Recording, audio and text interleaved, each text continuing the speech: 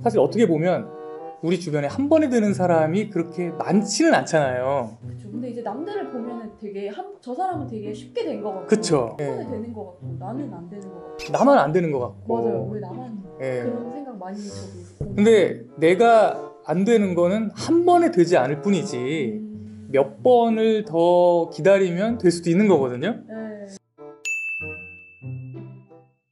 안녕하세요, 보라보라입니다. 네, 안녕하세요, 김경호입니다. 네, 오늘 모신 분은 MBC 뉴스데스크에서 자주 뵀던 김경호 앵커이자 작가님이신데요.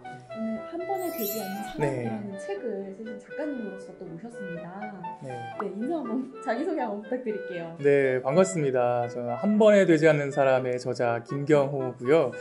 지금 MBC 주말 뉴스데스크 앵커를 맡고 있고 MBC랑 또 딴 데서 그래서 MBC에서까지 해서 18년째 방송 기자를 하고 있습니다. 이 교보문고에서 운영하는 채널에 이렇게 오게 되는데 사실 저희 세대에는 어렸을 때 교보문고에 대한 추억이 없는 사람이 거의 없을 것 같아요.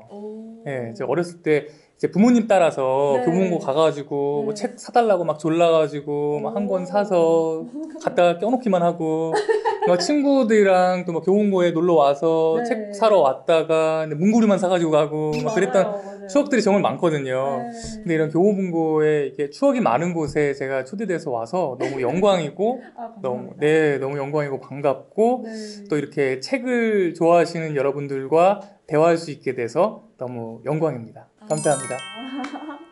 책을 좀 좋아하셨나봐요, 어렸을 때부터.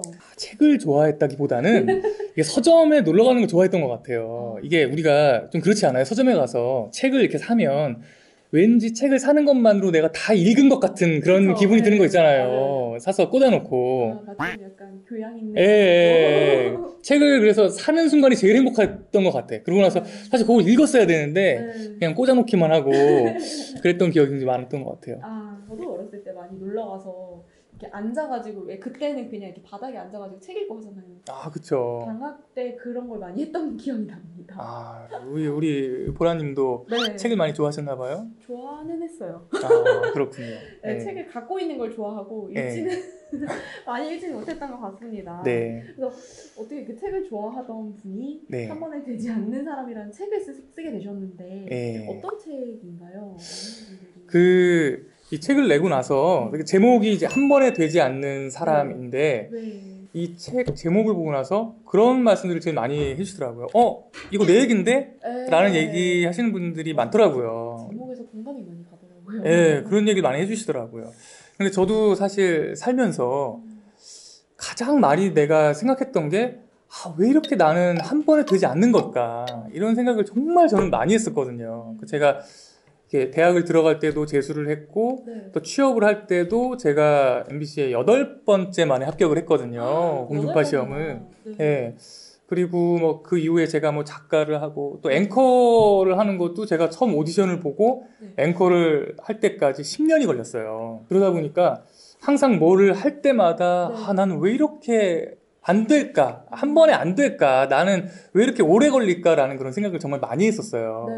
근데 제가 이제 시간이 지나놓고 나서 저를 다시 되돌아보니까 내가 이렇게 뭔가 할 수 있었던 가장 큰 경쟁력이 내가 한 번에 되지 않았기 때문이었구나라는 생각을 되게 많이 하게 됐어요.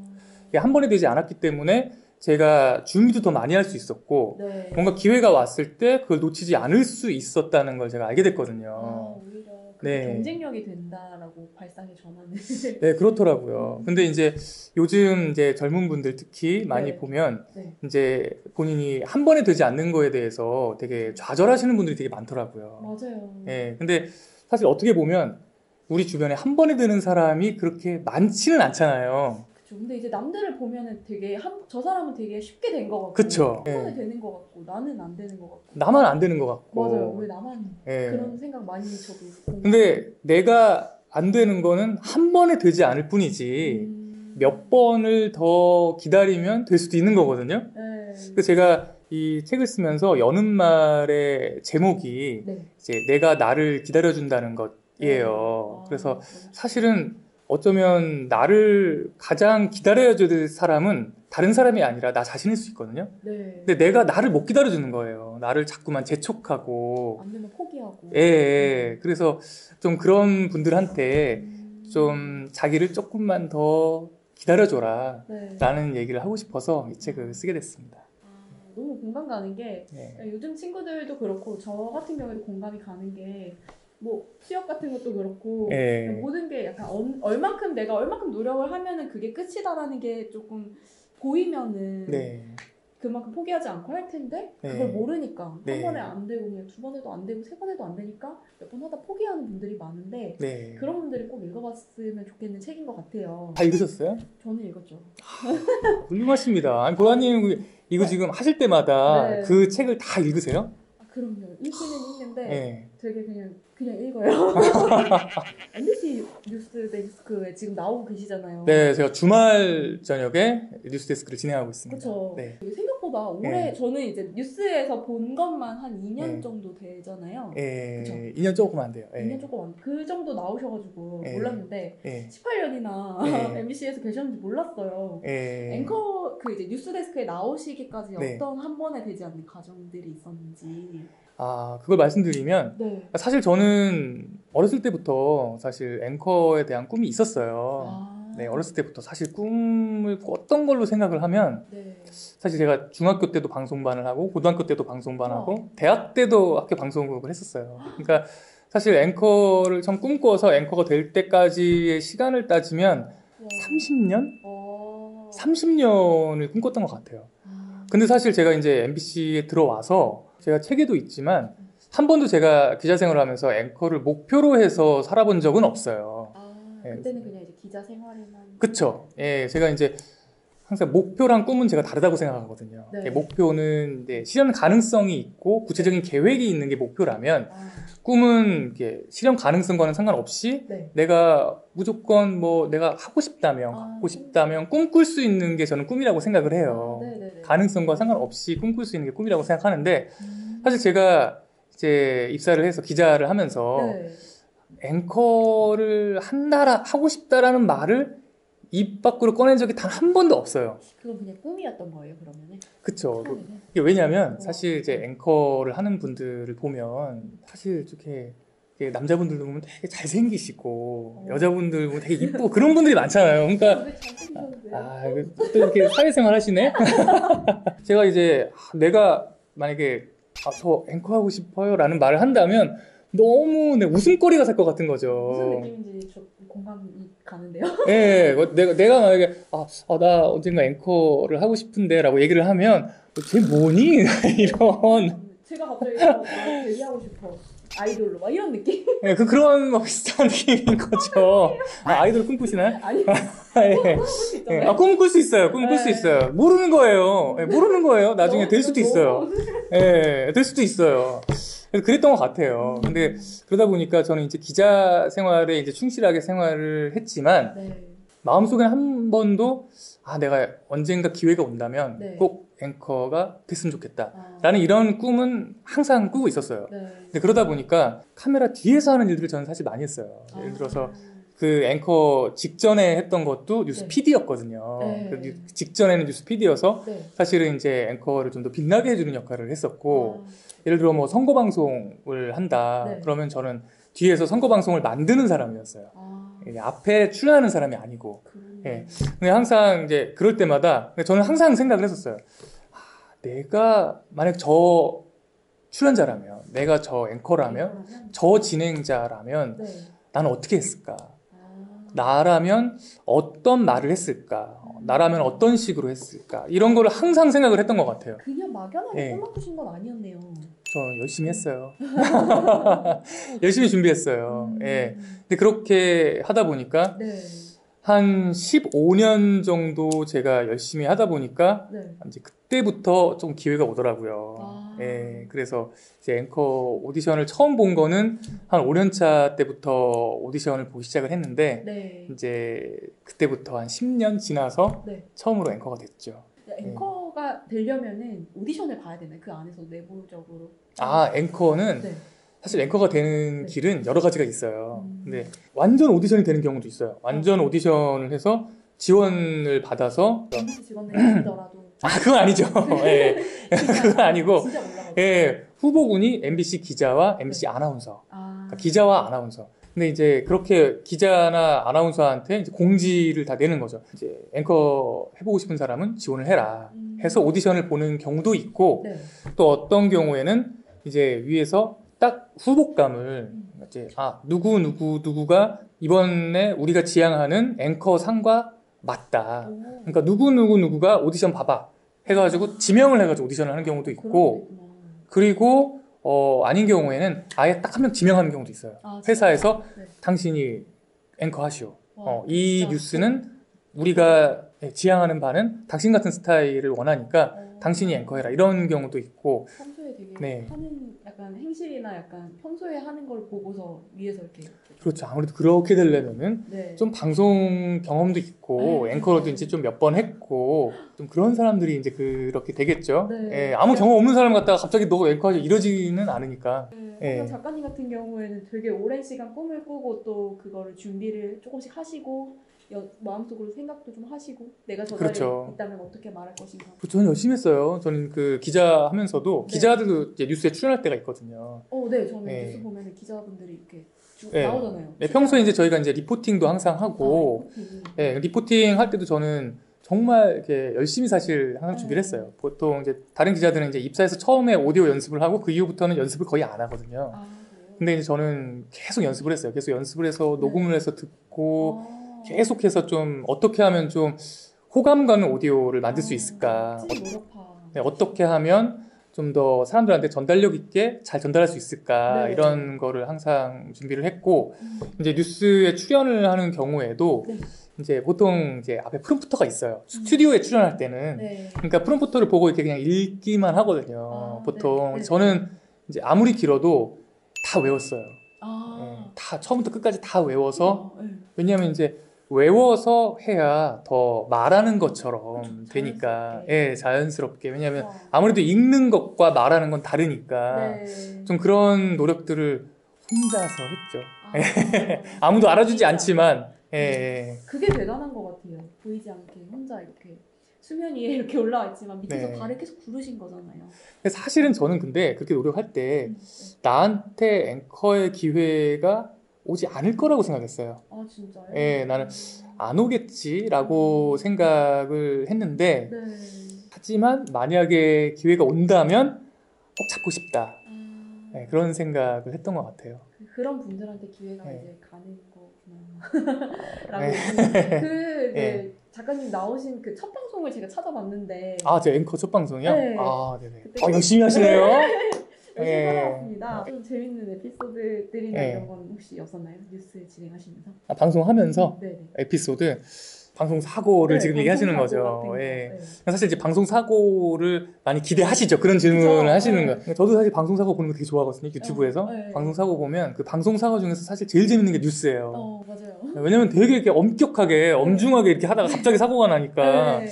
근데 이제 그게 볼 때는 재밌는데 그게 내일이면 차원이 다른 얘기잖아요. 상상만 해도 끔찍한데. 정말 상상만 해도 끔찍하잖아요. 그게 내일이라면.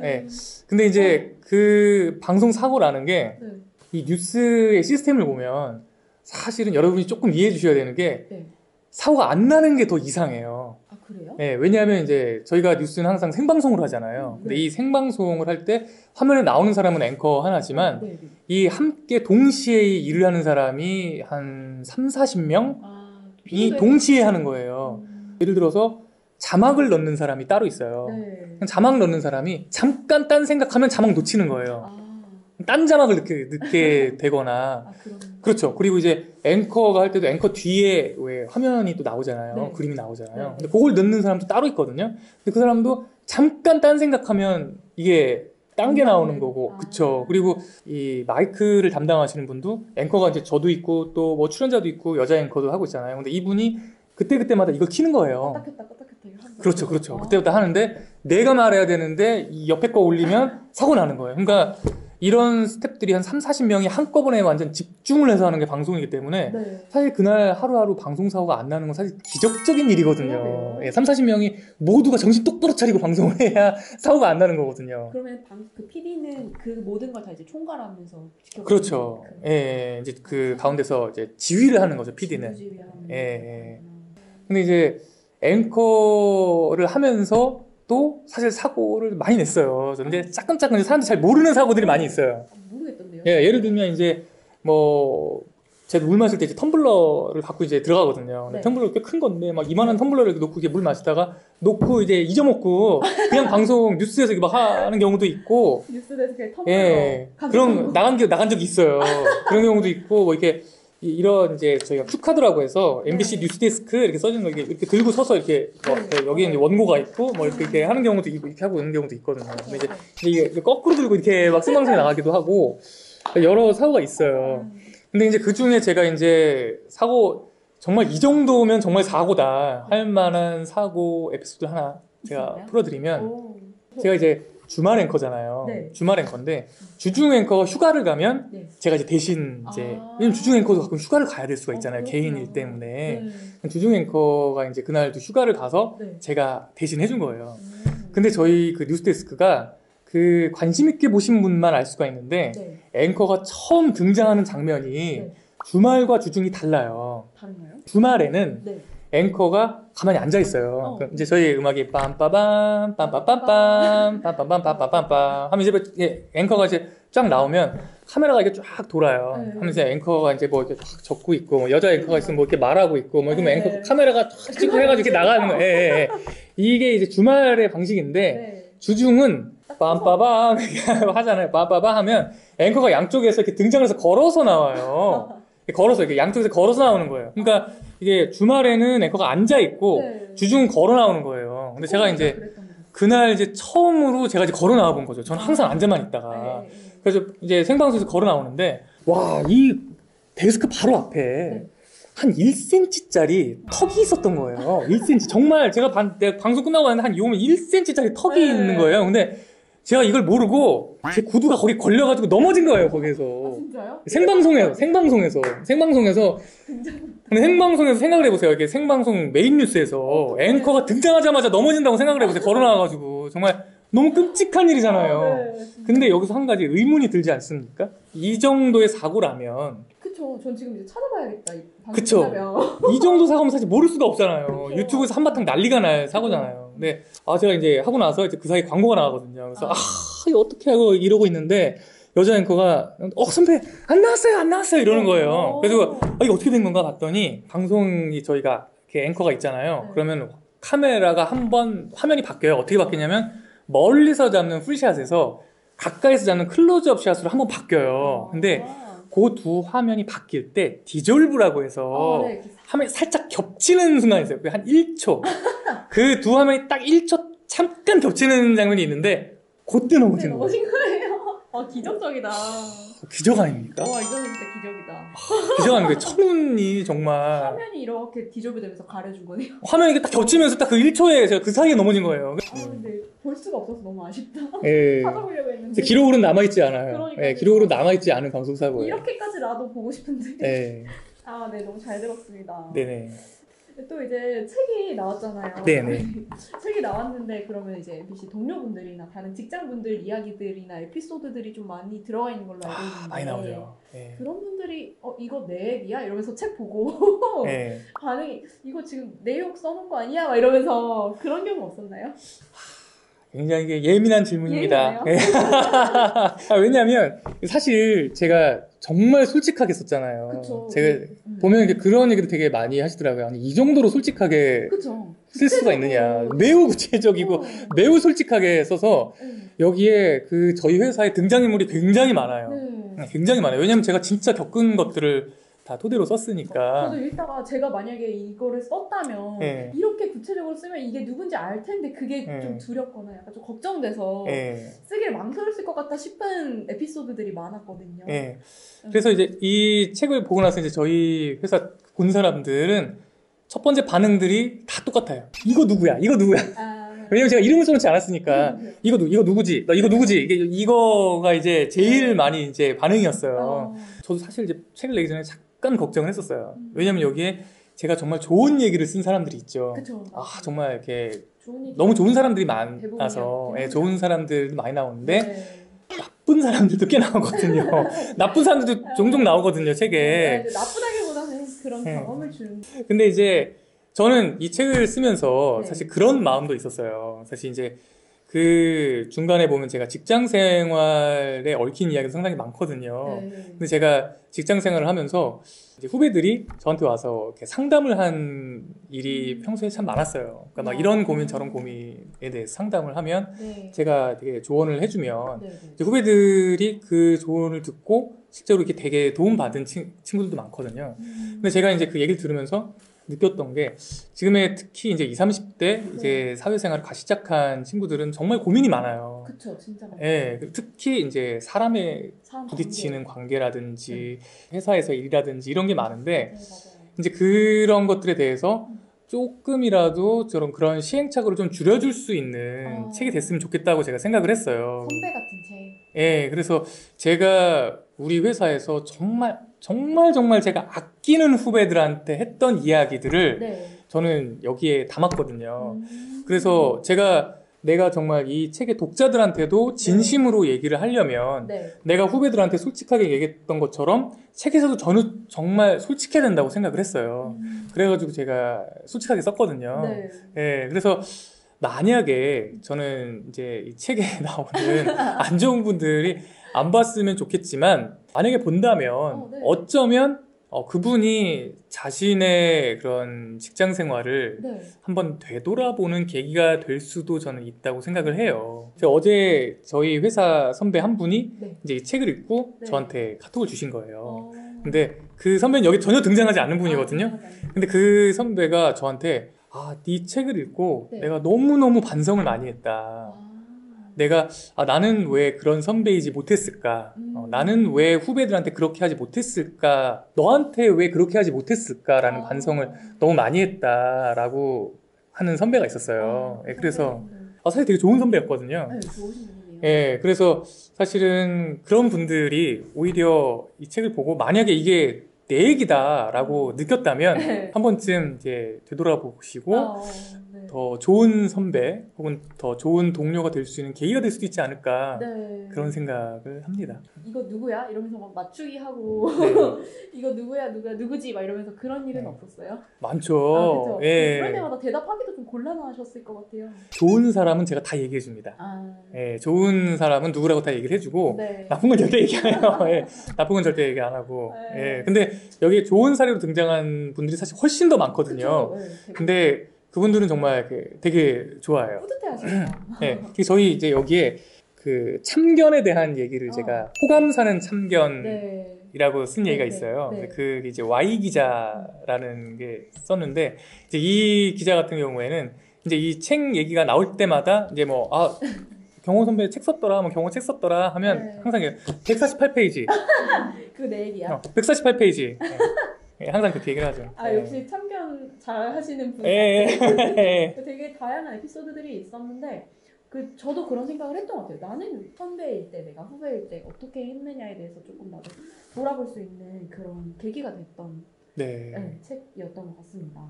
그럼 보라님은 이 보면서 특히 좀 요 사례가 좀 내가 겪었던 사례랑 비슷하다 했던 사례가 있어요? 비슷하다요? 공감하거나 안 읽은 거 티나는 건가 지금? 그건 아니고 저는 거절을 못한 거절에 대한 에피소드가 조금 많이 공감이 갔던 게 지금은 조금 나아졌어요. 이제 약간은 거절을 할 수 있는 사람이 됐는데 사회생활 초년생일 때 있잖아요. 그거 중요합니다. 거절을 못했어요. 특히 이제 모두가 내 선배고 모두가 상사고 나보다 이제 더 오래 일하신 분들이다 보니까 이것 좀 해줘 이런 사소한 부탁들 있잖아요. 거절을 잘 못했는데 학교에서 근무를 한 적이 있었거든요. 중학교에서 행정 근무를 했었는데 선생님들이 교사분들이 되게 사소한 부탁을 저한테 하시면 꼭 제가 해드려야 되는 제 일은 아니지만 간단한 거니까 되게 그냥 기꺼이 이제 해드리고 했었는데 그게 이제 소문이 난 거예요. 너도 나도 이제 다 부탁을 하시기 시작하니까 그 간단한 문서 업무가 어느 순간 되게 많아지면서 제가 그거에 되게 시간을 많이 할애하고 그러다 보니 저는 막 야근을 하고 이런 상황들이 생겼었는데 그때 이거 거절을 하는 것도 기술이구나. 거절을 못해서 내가 이렇게 만들었구나 이 상황을. 이런 경험을 느꼈던 적이 있습니다. 지금 우시는 거 아니죠? 이거 네. 보시는 그때 그 선생님들 계신다면 반성하시길 바라요. 되게 당연하게 부탁을 하셨어요 선생님들이. 근데 이런 일이 비일비재해요. 직장 생활하다 보면 이게 한번 이제 호의를 베풀면 그것이 이제 호의가 이제 반복되면 그것을 당연하게 생각한다고 하잖아요. 호의가 반복되면 호구가 되는 경우가 있어요. 맞아요. 그게 딱 저였어요. 그래서 사실은 저도 직장 생활하면서 거의 한 10년 이상 거절을 못했던 것 같아요. 근데 거절을 못하다 보니까 이제 책에 보면 제가 거절 못해가지고 겪었던 일들이 많이 있잖아요. 정말 열받는 일이 많거든요. 거절을 못해가지고 그런 것들이 결국은 제가 시간을 지내놓고 나니까 내가 거절을 못함으로 해서 벌어지는 안 좋은 일들이 많더라고요. 결국은 이게 내 탓이 돼버리는 경우가 많더라고요. 그래서 거절을 잘하는 것도 너무 중요하다라고 제가 생각을 했는데 정말 그런 거절을 잘하면 어떻게 할 것인가는 여러분 이 책을 보시면 시험 통과했어요. 네. 봤죠. 네네네. 또 이제 책에 좀 재밌는 에피소드라기보다는 비유가 있었는데 야구를 되게 좋아하시는 것 같더라고요. 네네. 그래서 내가 직장 생활에서 몇 번 타자인가 이런 거를 좀 비유를 해주신 게 있었는데 몇 번 타자라고 생각하시나요? 야구를 모르시는 분들도 있어서 최대한 좀 쉽게 설명은 하려고 했는데 그래도 이제 이해를 못하시는 분들이 있을 수 있어서 제가 쉽게 조금 이제 야구를 설명을 드리면서 얘기를 드리면 이제 야구라는 건 이제 축구랑 다른 게 축구는 사실 이제 골을 넣으면 점수가 나잖아요. 근데 야구는 이제 물론 홈런을 치면 점수가 나지만 홈런이라는 건 이제 담장을 넘어서 이제 쳐가지고 담장을 넘기면 홈런인데 그게 아니고 보통은 이제 안타를 이제 치거든요. 이 안타라는 건 이 투수가 던진 공을 쳤는데 그게 수비수한테 잡히지 않고 땅에 떨어지면 안타가 되는 거거든요. 요걸 쳐야지 되는데 이 야구는 내가 이 안타를 친다고 해서 바로 점수가 나는 게 아니고 1루, 2루, 3루를 거쳐서 들어와야만 점수가 나요.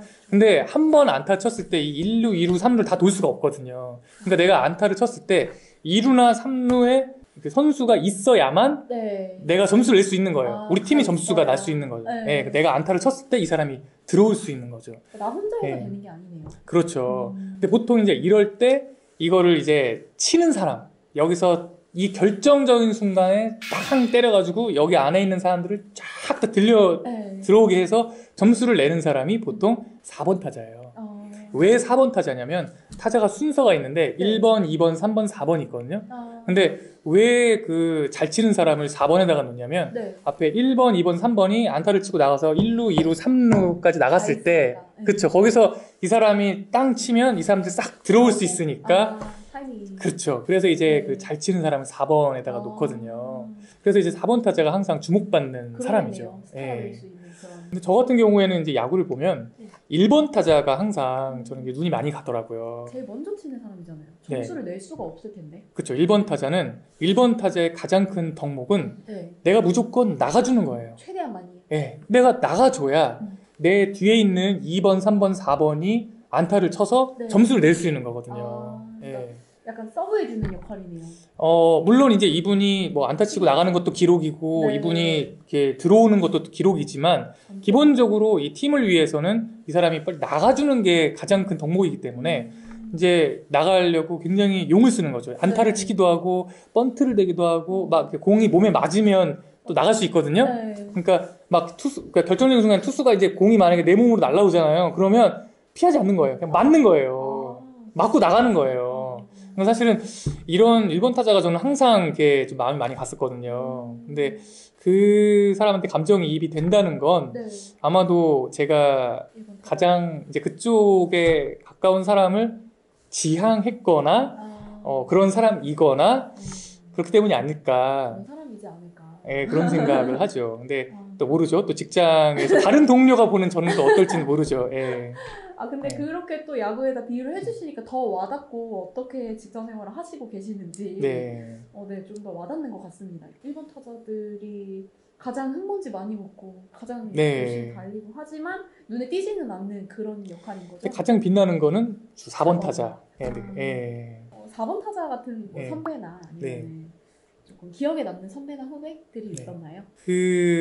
사실 이제 제 책에는 그런 좀 좋은 선후배들의 이야기가 이제 훨씬 많이 나와요. 저한테 감동을 준 이야기들이 많이 나오는데 그 중에 한 분 얘기를 하면 네. 이 선배는 이제 저희 카메라 기자 선배예요. 카메라 기자 선배인데 이제 어느 날 저랑 같이 이제 밥을 먹는데 네. 이제 그분이 겨울이었거든요. 근데 패딩 코트를 입은 거예요. 네. 패딩 코트가 이제 코트인데 패딩처럼 네, 된 네. 예, 그게 한창 유행하던 때가 있었어요. 몇 년 전에 네. 예, 그걸 입으셨더라고요. 그래서 제가 선배 옷 되게 좋네요. 그렇게 얘기를 했어요. 네. 그랬더니 너 이거 없어? 그러는 거예요. 그래서 저는 그냥 일반 코트 면으로 된 거 네. 그냥 천호된 거 그냥 그거 하나만 맨날 입어요. 그랬더니 야, 너 겨울에 이렇게 기자가 취재 다니려면 이런 따뜻한 패딩 코트 하나는 있어야 되는데 그러시더라고요.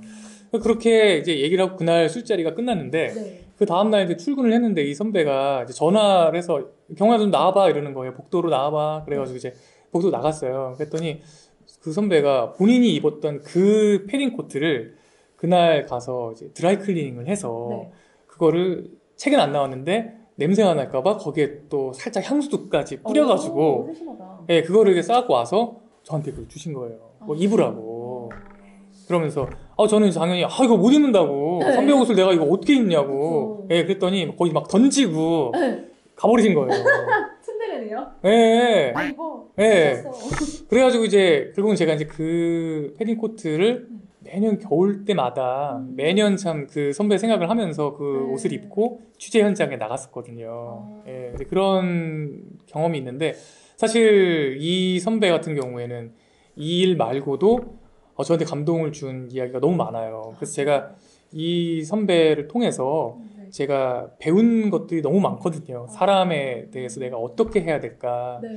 그런 것들을 이제 그것들이 이제 책에는 더 많이 나와 있는데 네. 제가 사실 책에는 피 선배라고 네. 했거든요. 제가 여기서 한번 우리 선배 이름을 한번 공개를 해도 될까요? 그럼요. 우리 MBC의 박동혁 선배거든요. 예, 선배 기자님. 네네. 예, 제가 너무 감사하고 네. 항상 존경하는 선배라 선배께 제가 너무 감사하는 마음으로 또 이렇게 기회를 주셔서 네. 제가 이름을 한번 공개합니다. 네. 그 에피소드의 주인공 박동혁 선배님 네. 감사합니다. 네. 근데 안 좋은 경험들도 좋은 경험들도 다 네. 그냥 회사에서 있었던 일이다 하고 넘길 수가 있는데 네. 작가님 같은 경우는 그런 것들을 되게 한 번씩 다 되돌아보고 거기서 또 교훈을 얻으시고 또 이렇게 책까지 쓰셨잖아요. 네. 되게 생각도 많이 하시는 것 같고 네. 네, 하나하나 그냥 행동을 되게 허투루 하지 않는 분이신 것 같아요. 그거에 대해서 제가 할 얘기가 있어요. 그래요? 그러니까 제가 이제 사실은 이 책을 쓰기 전에 제가 이제 브런치부터 했거든요. 네. 근데 브런치를 하면서 지금도 하고 있고 네. 브런치에 이제 글을 하나씩 올리면서 이제 이런 이야기들을 쓰기 시작을 했는데 네. 어느 날 이제 제 후배 한 명이 제 브런치를 보고서 네. 선배 저는 도저히 선배 같은 글을 쓸 수가 없어요. 뭐 직장 생활에서 뭐 사람들한테 어떻게 대할지, 어떻게 네. 뭐 진심을 전할지, 뭐 어떻게 해야 사람의 마음을 읽을지 이런 이야기를 저는 도저히 쓸 수가 없어요. 얘기를 하는 거예요. 근데 그 말을 한 후배가 네. 너무너무 사회생활을 잘하는 후배예요. 그래요? 네, 정말 사람들한테도 잘하고 사람들한테 항상 인정받고 사랑받고 그런 후배거든요. 네. 근데 사실 처음부터 제가 그런 사람이었다면 저는 이런 글을 쓰지 못했을 거예요. 근데 저는 사실 처음 직장 생활을 해서부터 고민이 너무 많았어요. 제가 이 책에도 있지만 저는 사실 낯을 많이 가리거든요. 낯도 많이 가리고 되게 소심하고 또 제가 술도 잘 못 마시고 술을 정말 못 마시고 근데 제가 기자잖아요. 그러니까 기자인데 기자가 하는 일이 맨날 사람 만나고 또 술 마시고 이런 일인데 낯 가리지 소심하지 술은 못 마시지 이러니까 제가 너무 고민이 많았어요. 그러다 보니까 제가 어떻게 보면 그런 이제 사회생활에서 인간관계에서 너무 단점이 많은 사람이다 보니까 고민을 참 많이 했어요. 살아남아야 되니까. 과연 어떻게 해야 될까? 어떻게 해야 내가 살아남을 수 있을까? 그러다 보니까 직장이나 혹은 사회에서 참 사람들한테 사랑받는 사람, 참 사람들한테 인정받는 사람, 관계를 참 잘하는 사람 이런 사람들을 참 제가 많이 봤거든요. 근데 보면서 저 사람은 저렇게 해서 저렇게 사람들한테 사랑받는구나. 아, 저 사람은 저런 식으로 해서 저렇게 조직에서 이렇게 인정을 받고 저러는구나 라는 거를 참 제가 사람들을 보면서 많이 배웠거든요. 관찰을 정말 많이 하시는 것 같아요. 네, 살아남으려고 어떻게든 버텨보겠다고. 네. 원래 직장생활은 네. 버티는 거 아닙니까? 그러다 보니까 이제 그 시간이 지나면서 글도 쓸 수 있게 된 것 같아요. 그래서 사실 이것도 역시 네. 제가 한 번에 되는 사람이었다면 과연 내가 그렇게 많이 배울 수 있었을까?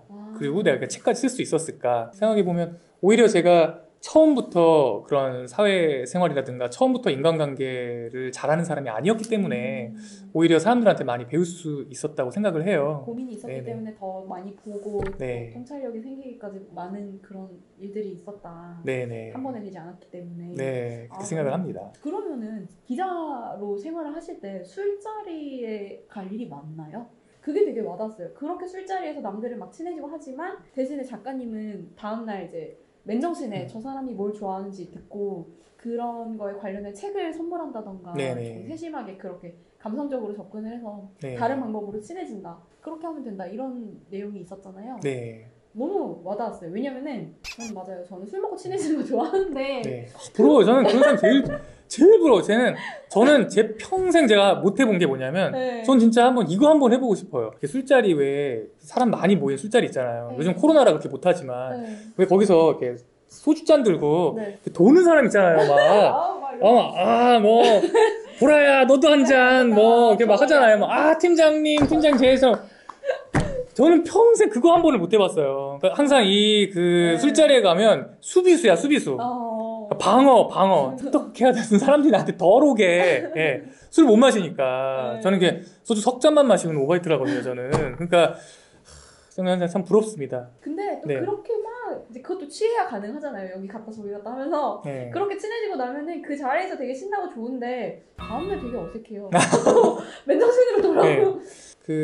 사실, 남자들 중에도 술 못 마시는 사람들 많거든요. 꽤 있어요. 네. 저희 동기들 중에서도 술 제일 잘 마시는 동기는 여자 동기거든요. 맞아요.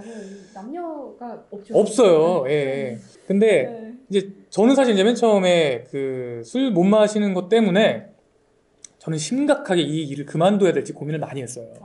예. 왜냐면 기자는 술자리가 사실 너무 많아요. 술자리가 너무 많고, 뭐 어떨 때는 거의 뭐 매일 술자리 뭐 이렇거든요. 저는 그냥 취재 다니면서 그냥 그런 기록하고 막 이런 건 줄 알았는데. 왜냐면 이제 기자라는 일의 이제 핵심은 사람을 사귀는 거거든요. 기자의 일의 핵심은 사람을 사귀는 거예요. 어디서 내 사람을 만들어야 이제 그 사람이 정보를 주는 거잖아요. 취재 특종을 주고 이제 그러는 거잖아요. 그러니까 그게 핵심인데 생판 모르는 사람하고 만나서 갑자기 이런 친해지는 게 사실 술만한 게 없는 거죠. 이게 술 마시면서 이렇게 풀어지면서 형, 뭐 동생, 뭐 누나, 뭐 이러면서 이제 막 갑자기 친해지고 막 그러잖아요. 근데 옆에 사람이 그러고 있는 동안 나는 오바이트 하고 있는 거예요. 그러니까 나 오바이트 하고 오면 여긴 다 친해져 있는 거지. 그러니까 제가 이제 너무 난 정말 이게 일을 그만둬야 되나 이런 고민을 전 너무 많이 했거든요. 근데 이제 말씀하신 것처럼 그렇게 되는 것이 꼭 깊은 인간관계로 이어지지만은 않더라고요. 맞아요. 오히려 이제 저는 이제 술을 못 마시다 보니까 또 다른 방법을 찾을 수밖에 없었어요. 술로 안 되니까. 한 번에 되지 않으니까. 술로 안 되니까 저는 다른 방법을 찾을 수밖에 없었어요. 그러니까 나는 어떻게 하면 저 사람이랑 친해질 수 있지? 이런 생각을 하다 보니까 제가 이제 어디 출입처를 배정받아서 갔을 때 이제 뭐 얘기를 하다 그분이 이런 부분에 대해서 관심이 있다. 혹은 그분의 자녀가 어떤 부분을 지금 뭐가 되고 싶어 한다. 그런 거 있을 때 이제 제가 가장 먼저 했던 게 그 분야의 책을 찾아서 제일 좀 도움이 될 만한 책을 찾아서 그분한테 선물을 했었어요. 근데 그러면 그분이 그 책 한 권에 정말 큰 감동을 받더라고요. 왜냐하면 그게 그냥 책이 아니라 자기가 가장 관심 있는 분야 혹은 자기의 자녀가 관심 있는 분야이다 보니까 그걸 자녀한테 선물했을 때 또 부모님이 또 낯이 서기도 하고 또 이제 같이 이제 어떤 부분을 되게 공부하고 싶어 하시는 분이 있으면 거기 세미나를 제가 찾아가지고 여기 한번 가보실래요? 그래서 같이 세미나를 가기도 하고 이제 다른 길을 찾았어요. 근데 그렇게 하다 보니까 사실 이게 술 마셔서 친해지는 것보다 시간은 오래 걸려요. 근데 시간이 오래 걸리는 만큼 훨씬 인간관계는 더 깊어지더라고요. 더 돈독하게. 예, 그래서 저는 이제 오늘 방송 보시는 분들이 네. 그런 이제 인간관계에서 나는 술을 못 마셔서 혹은 나는 낯을 많이 가려서 네. 쉽게 친해지지 못해서 내가 너무 고민이다 라는 분들이 있으면 오히려 자기의 그런 특성 때문에 네. 더 깊은 관계를 맺을 수 있는 다른 방법도 있다는 걸 아셨으면 좋겠어요. 네. 보통 이제 나는 정말 안 되는 사람인가 봐 하고 포기를 하기 마련인데 또 이렇게 그렇기 때문에 더 다른 방법을 찾을 수 있다라고 얘기를 해주시는 게 네. 정말 발상의 전환이기도 하고 오랜 그런 경험들이 축적되면서 이렇게 약간 내면을 탄탄하게 만들어준 그런 게 아닌가. 멋있습니다. 직장 생활을 처음 하는 후배나 아니면 동생이나 꼭 그 직장 생활이 아니더라도 뭔가 되게 열심히 노력을 하고 있는데 그게 언제 끝날지 모르고 계속 뭐 시험에 낙방을 한다던가 그런 친구들한테 이 책을 선물하면 되게 의미 있게 받아들여지지 않을까 이런 생각을 해봅니다. 네. 보라님에게 조언을 해드린다면 그래서 저는 그 얘기를 해주고 싶어요. 그러니까 그 사람마다 자기 특성이 있잖아요. 근데 그 자기 특성을 내가 단점이라고 생각을 하면 안 좋은 면만 보이거든요. 근데 그거를 나의 단점이라고 생각하지 말고 나의 개성이다라고 생각을 하면 그 순간부터 그 특성의 장점들이 보이기 시작을 하거든요. 근데 그 보라님이 이제 지금 말씀하시는 건 이제 좀 나도 좀 너무 막 프로처럼 막 프로페셔널하게 막 매끄럽게 막 하고 싶어 막 이런 거를 말씀하시는 거잖아요. 근데 물론 그런 것도 멋있죠. 근데 그 방송을 보시는 분들 입장에서는 꼭 매끄럽고 잘한다고 해서 호감이 가는 건 아니에요. 그 방송을 보시는 분들 입장에서는 오히려 매끄럽게 진행을 하지만 진심이 전달되지 않으면 오히려 마음이 가지 않아요. 하지만 매끄럽게 진행하지 않더라도 조금 서툴더라도 진심이 담겨있는 사람한테는 마음을 열게 되거든요.